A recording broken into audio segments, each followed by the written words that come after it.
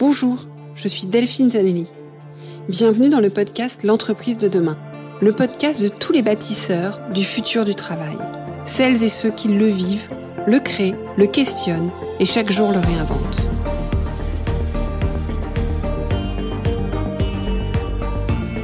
Une entreprise plus vertueuse et soucieuse de son impact social pour une société meilleure.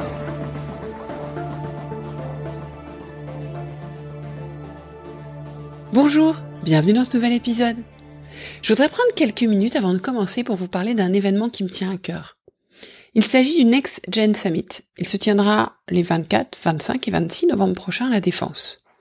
Il est organisé entre autres par Luc Breton, que j'ai eu le plaisir d'interviewer en septembre 2019 sur le podcast, dans les épisodes 25 et 26 de la saison 1. On parlait déjà des nouvelles formes de gouvernance, un travail sur lequel Luc s'est engagé depuis quelques années. Convaincu qu'il est temps donc de repenser nos organisations en profondeur, d'adopter de nouvelles formes de gouvernance et de nouveaux modes de management, convaincu aussi que nous avons besoin d'inspiration, de rôle modèle, de pistes de réflexion et de clés d'action, Luc Breton donc et son équipe nous proposent de venir rencontrer des pionniers, des acteurs du changement, dirigeants, universitaires, politiciens, philosophes. Tout cela lors d'un sommet qui se tiendra à la fois en présentiel et en ligne. Alors, que faites-vous les 24, 25 et 26 novembre prochains? On s'y retrouve? Passons maintenant à notre invité du jour, Olivier Bas. Olivier est vice-président d'Havas, enseignement à Paris 3, conférencier et auteur. Il est lui aussi déjà intervenu au micro du podcast en décembre 2018, l'épisode 10 de la saison 1. On avait parlé d'envie, de culture d'entreprise, de digital, de génération Y et de l'entreprise de demain. Aujourd'hui, c'est un tout autre sujet que nous abordons.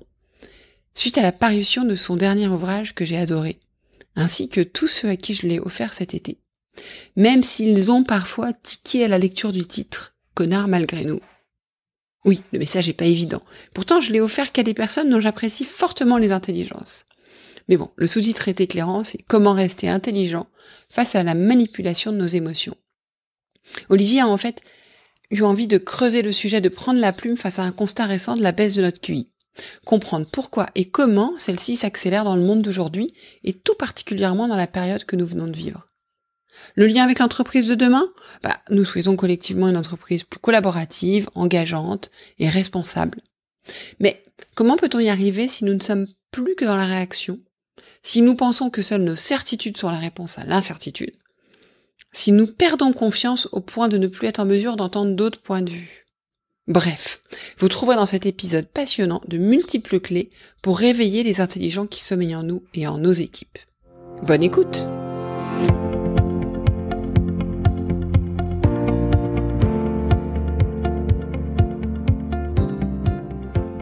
Bonjour Olivier. Bonjour. Bon, quelle joie de te recevoir à nouveau sur le podcast. Donc, le premier épisode, il date d'il y a déjà 2-3 ans. Oula, oui. Oh, plus.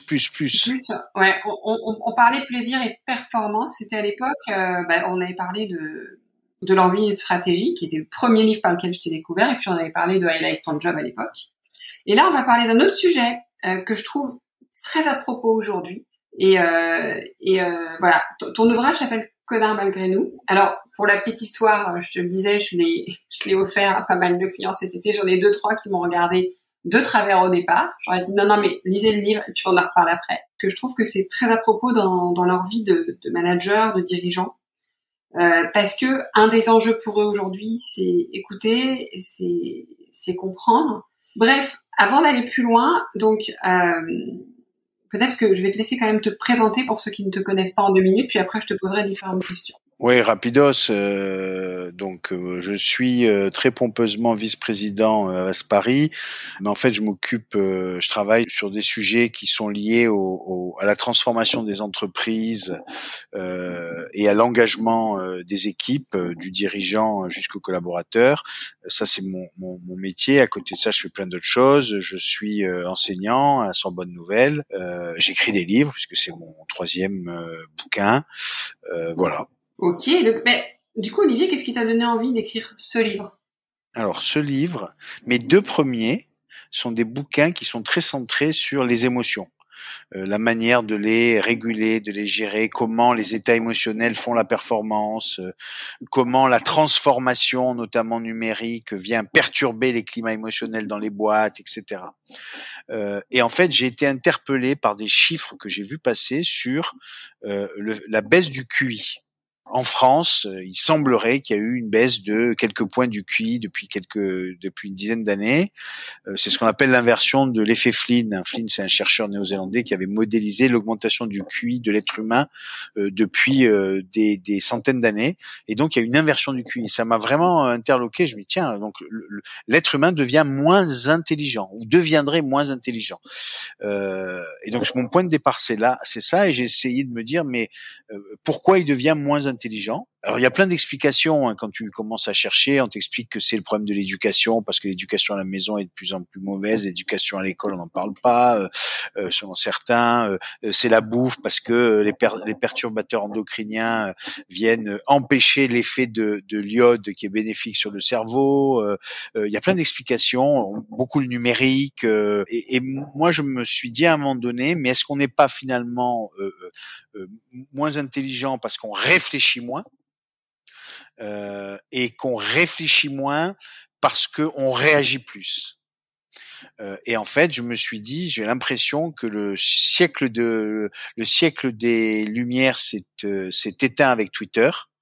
C'est-à-dire que en fait, on est dans un monde où nous ne réfléchissons plus le monde qui nous entoure. Il est tellement anxiogène, il est tellement générateur d'émotions négatives. Là, on a eu quand même une séquence entre les gilets jaunes, le Covid, les problèmes climatiques majeurs qui font qu'on est quand même tous un peu flippés. Hein. Et ça, en fait, ça fait qu'on réagit.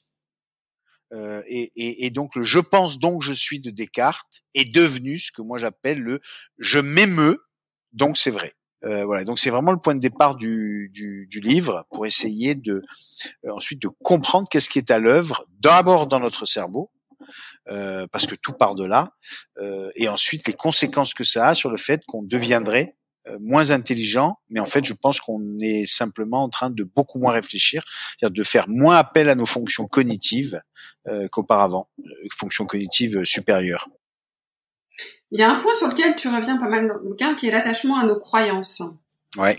Et récemment, là, j'assistais à une joute verbale au sein d'un codir, pour dire juste ça comme ça.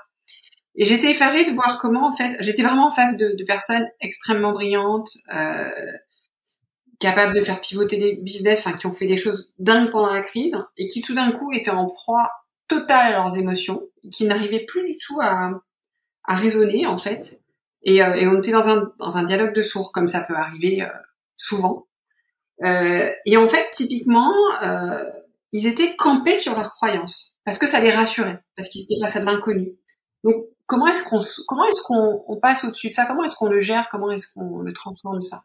D'abord, il faut comprendre ce qui est à l'œuvre. Hein. Cet esprit de contradiction et même d'opposition qui se manifeste bien évidemment dans certains comex, mais sur les plateaux de télé et un peu partout, qui est un peu le mal du siècle. Hein. En fait, c'est l'idée que il faut vaincre l'autre. C'est-à-dire qu'on recherche pas la vérité, on recherche la victoire contre l'autre. Ce qui est complètement différent de l'esprit critique, hein, puisque l'esprit critique, cette espèce de maïeutique, c'est je recherche la victoire avec l'autre. Et effectivement, c'est lié à nos états émotionnels. C'est-à-dire que si à un moment donné, il y a un phénomène en psychologie sociale qui s'appelle la réactance. C'est quoi la réactance? C'est un truc redoutable. C'est-à-dire si à un moment donné, dans un dialogue, dans un échange, j'ai le sentiment que ma liberté de penser est en danger, parce que l'autre me dit non, parce qu'il s'oppose à moi, et donc à un moment donné, je me dis mais ma liberté de penser est en danger, c'est-à-dire je ne peux pas exprimer ma pensée librement, alors je vais devenir de plus en plus violent parce que inconsciemment, je vais vouloir détruire la pensée de l'autre. Et donc là, je suis dans un conflit majeur. Il y a ça, et puis un autre phénomène qui fait que en fait, dès que l'autre apparaît comme un ennemi, c'est-à-dire parce que ses propos sont véhéments, je vais me mettre dans une position où je suis incapable d'écouter ses arguments, puisque ces arguments sont forcément nocifs, parce qu'il s'oppose à moi. Et donc tout ça, c'est lié à nos états émotionnels, bien évidemment, alors que l'esprit critique, la pensée critique, c'est quoi? C'est deux choses. C'est d'abord beaucoup de rigueur intellectuelle. Donc il faut se repositionner sur des fonctions cognitives pour avoir une rigueur intellectuelle. Par exemple, celle de ne pas dévier du sujet sur lequel on est en train de discuter. Ce que font malheureusement souvent les gens qui sont en débat un peu violent. Ça nécessite ce qu'on appelle la mise en doute objective. C'est-à-dire, je mets en doute ce que dit l'autre, mais je le mets en doute objectivement. C'est-à-dire, je vais aller chercher des faits derrière ses opinions. Je vais avoir un questionnement, mais qui n'est pas un questionnement pour le mettre en défaut, qui est un questionnement pour arriver à comprendre pourquoi il a ce point de vue-là et pourquoi il défend cette thèse-là. Et troisième sujet dans cette rigueur, c'est cette idée d'ouverture d'esprit qui est de me dire, en fait, finalement, intellectuellement, je suis pas en train de mener un combat, j'essaye de fabriquer de la vérité avec l'autre. Et ça entraîne tout de suite une autre qualité qui est une qualité d'empathie. C'est-à-dire que l'esprit critique, c'est à la fois de la rigueur intellectuelle et de l'empathie.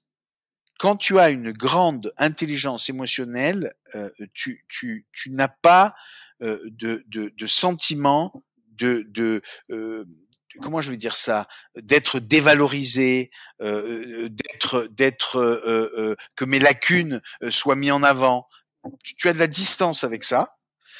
Et donc, tu es tout à fait en capacité d'accepter à un moment donné, d'être mis en défaut en me disant « mais merde, il a raison, je me trompe quand je dis ça ». Tu me fais vraiment penser au Nothing Personal des anglo-saxons. Parce que moi, j'ai mis un temps à comprendre. En fait, j'ai beaucoup travaillé avec des Anglais. Et au début, je comprenais pas ce Nothing Personal. Tu parles aussi dans ton ouvrage, tu parles du système 1, système 2 qui sont décrits par Daniel Kahneman. Est-ce que tu peux en redire un mot? C'est complètement ça. En fait, c'est assez intéressant ce qu'explique Kahneman, c'est qu'on a le cerveau est quand même bien foutu, c'est-à-dire que il nous permet de ne pas réfléchir trop, de pas trop nous fatiguer. C'est-à-dire, c'est le système 1 qui est un système automatique, c'est association d'idées, reproduction des habitudes. Il est beaucoup basé sur les souvenirs et les émotions qui sont dans le cerveau logués au même endroit. L'amygdale, qui est la glande qui permet de produire les émotions, elle est loguée à côté de l'hippocampe qui est la zone mémoire, donc les deux sont très liés, ce qui fait que je suis capable de conduire une bagnole à 160 km/h sur l'autoroute, même si c'est interdit, en système 1, c'est-à-dire en pensée automatique, sans réfléchir à ce que je suis en train de faire. Je passe les vitesses, tout ça est automatique. Ce système 1, il était à l'œuvre dans 70-80% des situations. Et dans des situations plus complexes, plus difficiles, c'est le système 2, c'est le cortex, avec des fonctions cognitives, d'analyse de problèmes, de résolution de problèmes qui se mettent à l'œuvre. Et ça a toujours fonctionné comme ça. Et moi, une de mes théories, c'est celle que je développe dans le bouquin, c'est qu'en fait, l'état dans lequel on est, qui est un état de commotion affective ou de crise cognitive, je sais pas comment on le dit, tellement on est sous pression émotionnelle, on a notre limbique qui a fait une OPA sur notre cortex, et en fait, notre système 1, il est à l'œuvre dans 95% des situations qu'on vit. Versus 5% où on se remet en mode de réflexion. Ouais. Et du coup, d'ailleurs, tu donnes un tips pour le soir que moi j'adore. En fait, tu dis que au moment de s'endormir, justement, plutôt que de continuer à tourner en boucle dans sa journée ou sur les réseaux, il vaut mieux. Donc, tu conseilles en fait de se mettre au bord de son lit, je te dis, de convoquer par la pensée un sujet intéressant auquel nous voulons apporter une solution ou sur lequel nous voulons progresser. Et de demander à notre système 2 de bien vouloir y travailler pendant notre sommeil afin qu'il nous livre au réveil des bonnes idées. Ouais, moi c'est une technique que j'utilise beaucoup. Je résous plein de problèmes la nuit et ça permet d'entraîner mon cerveau plutôt que de le laisser totalement. Alors ça demande beaucoup de travail pour y arriver, mais donc je convoque un sujet, je le mentalise, je le problématise, mais en mode recherche de solution, et très souvent je me lève le matin, j'ai la solution. Notre cerveau fonctionne énormément la nuit, il fonctionne beaucoup plus la nuit quand je veux dire en termes d'interaction, de vitesse, d'énergie dépensée, beaucoup plus la nuit que le jour. Ouais.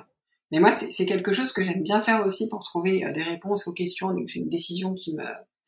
Et en facilitation, tu vois, ce que je fais beaucoup, j'essaye souvent de faire en sorte, quand on est sur 2 jours ou 3 jours, de les laisser à chaque fois le soir avec des données et on les ramène sur une question et le lendemain, à l'ouverture, on en parle. Ouais. Et souvent, les gens sont scotchés. Parce que, tu vois. Alors, l'autre chose aussi, tu en parles pas spécialement dans le livre, mais ça me fait penser à ça, pour convoquer aussi différemment ton cerveau, c'est l'écriture. En fait, tu n'en écris plus. Si, moi j'écris beaucoup. Moi, je n'arrête pas d'écrire, moi. Non, mais, alors, avec un stylo et un cahier. Avec un stylo et un cahier. En fait, souvent les gens, enfin, je vois en fait, quand je travaille avec des équipes de direction, que je leur dis prenez un papier, un stylo, 9 fois sur 10, ils en ont même plus maintenant. Ouais, c'est clair. Ouais. Ils ont même des cahiers électroniques, enfin, c'est fini, quoi. Et du coup, je leur demande d'écrire non-stop pour me répondre à une question. On n'a pas le droit de lever le stylo pendant 10 minutes. C'est la torture totale. Mais là, j'arrive à convoquer des trucs qu'ils ont donc on est sorti. Alors, je sais pas si on sort du système 1 pour aller dans le système 2, mais à chaque fois, je vois qu'ils arrivent enfin à toucher le cœur du sujet. Mais parce que tu es obligé quand tu écris, tu es obligé de réfléchir. En fait, quand tu parles, beaucoup de gens sont verbomoteurs, hein, et donc ils construisent leur pensée au fur et à mesure qu'ils parlent. Quand tu écris, comme tu dois faire une phrase, sujet, verbe, complément et trouver le bon mot, tu réfléchis à ce que tu écris. Et réfléchissant à ce que tu écris, tu réfléchis à la question qui t'a été posée. Et ça m'amène sur un autre sujet dont je parle pas mal dans mon bouquin. On souffre d'un mal, c'est la perte de vocabulaire. Je m'explique. Je sais pas si tu sais, mais la langue française comporte 90 000 mots. Un bon dictionnaire, c'est 35 000 mots. Quelqu'un qui a un bon niveau de vocabulaire, il va maîtriser entre 3 000 et 5 000 mots. Mais dans la vie courante, il va n'en utiliser que 500 ou 600. Et c'est un énorme problème parce que plus le monde est complexe, plus il nous faudrait un vocabulaire précis et juste pour le décrire avec subtilité, alors que si notre vocabulaire est rudimentaire, nous faisons rentrer la complexité du monde dans les rudiments de notre pensée. Et je vais te prendre un exemple. Si tout objet qui a 4 pieds s'appelle une table, parce que je ne connais que le mot table. Les bureaux sont des tables, les chaises sont des tables, les canapés sont des tables. Et tu vois, comment veux-tu que je décrive la subtilité du monde qui m'entoure si je n'ai qu'un mot pour décrire tous ces objets-là? Et donc moi je dis, mais il faut relire. Moi j'ai lu personnellement 3 ou 4 fois le Dico, hein, donc quand je dis ça fait marrer les gens, mais voilà, parce que je trouve que c'est un ouvrage fantastique. On y découvre des choses merveilleuses à chaque page, et je pense qu'il faut absolument travailler sur le vocabulaire, parce que le vocabulaire c'est la base d'une pensée construite et subtile. C'est très juste. Hein. À un moment donné, je m'étais mis un dictionnaire dans un lieu sur un bureau, tout ça, pour l'ouvrir plus souvent, mais c'est vrai que je le fais plus, on n'y pense pas assez. Table de nuit, moi je l'ai sur ma table de nuit, en fait. Ouais, c'est une bonne idée. Et avant de me coucher, je prends quelques pages, je lis, je mémorise du coup, en plus. En plus, ouais. Et justement, là, tu es en train de parler de quelque chose que tu évoques aussi, c'est la tendance à surgénéraliser et à tirer des conclusions définitives.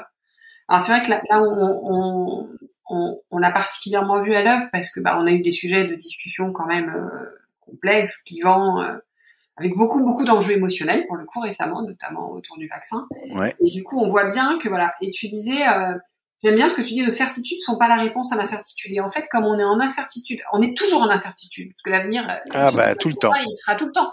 Mais là, on est dans une incertitude parce que parfois, on sait même pas si on va pouvoir partir en week-end, en vacances. Ouais. Si on va aller au bureau, si les enfants vont aller à l'école. Et du coup, j'ai l'impression qu'on est encore plus dans ce contexte-là. Ouais, mais Kant a une phrase que j'adore. Kant, il dit l'intelligence, c'est la capacité d'un individu à supporter la somme d'incertitudes qu'il est capable de supporter. Donc l'intelligence d'un individu, c'est la somme des incertitudes qu'il est capable de supporter, pas la somme des certitudes qu'il est capable de fabriquer. Parce que la difficulté, c'est que l'incertitude génère de l'inquiétude. Donc, nous met dans un état émotionnel qui va fabriquer une croyance. Je sais pas si tu le sais, mais certaines de nos croyances sont fabriquées par nos émotions. C'est-à-dire que dans notre cerveau, il y a l'hippocampe, il y a l'amygdale et il y a le thalamus, qui est logué au même endroit dans le limbique. Et en fait, normalement, quand tu éprouves une émotion, le thalamus, il a une fonction très importante, c'est qu'il va passer cette information sensorielle au cortex, c'est-à-dire aux fonctions cognitives. Et donc, je vais pouvoir nommer mon émotion et éventuellement la réguler si j'ai les outils pour le faire. Mais en tout cas, j'ai une espèce de soupape. À un moment donné, quand les émotions sont trop fortes ou trop violentes, le thalamus n'arrive plus à faire son job. C'est-à-dire qu'il n'arrive plus à transmettre cette information sensorielle au cortex. Et en fait, il y a une telle surchauffe que je vais transformer mon émotion en une croyance. Et on l'a vu énormément pendant la crise du Covid. Tu prends la crise de la chloroquine, où des gens, mais sans avoir la moindre connaissance scientifique, avaient fabriqué une croyance liée à un état émotionnel, c'est-à-dire chouette, fantastique, on a trouvé le remède qui va nous soigner. Donc cette tension, elle a fabriqué une croyance. La chloroquine est le bon médicament. Et donc j'étais capable de me battre avec les autres, alors que personne n'était foutu de dire si oui ou non c'était un médicament. Voilà. Et donc ce mécanisme de fabrication des croyances est redoutable. Et donc quand je suis face à l'incertitude, pour me rassurer, je vais fabriquer des certitudes, c'est-à-dire des croyances qui sont souvent erronées, qui vont m'enfermer, alors même qu'il faudrait accepter l'incertitude et se dire que ne pas confondre en fait la méconnaissance de ce qui va advenir et la peur de ce que je pourrais devenir. Ça, c'est essentiel. Cette dissociation. Ok, je ne sais pas ce qui va advenir, mais c'est pas parce que je ne sais pas ça que je dois avoir peur de ce que je peux devenir. Et j'en veux pour preuve, si je fais un petit parallèle avec le monde économique, c'est que cette crise-là, en fait, tu t'aperçois qu'il y a des boîtes, bien évidemment, qui se sont effondrées, mais il y a des boîtes qui, parce qu'elles ont innové, parce qu'elles ont su faire le pivot, parce qu'elles se sont réinventées, ont fait de cette crise un fantastique tremplin de développement. Et donc, ça prouve bien que l'incertitude n'amène pas toujours du malheur. L'incertitude, ça peut amener plein d'opportunités, plein de choses positives, plein de remises en cause salvatrices. Merci pour tout ça et puis à bientôt. À très vite, salut, ciao. Merci pour votre écoute. J'espère que l'épisode vous a plu. Faites-le moi savoir en laissant des étoiles et des commentaires sur Apple Podcast. Cela me permet de le faire connaître, le podcast, et m'encourage à le poursuivre. Rejoignez-moi également sur le groupe LinkedIn L'Entreprise de demain pour échanger avec d'autres auditeurs, proposer des invités.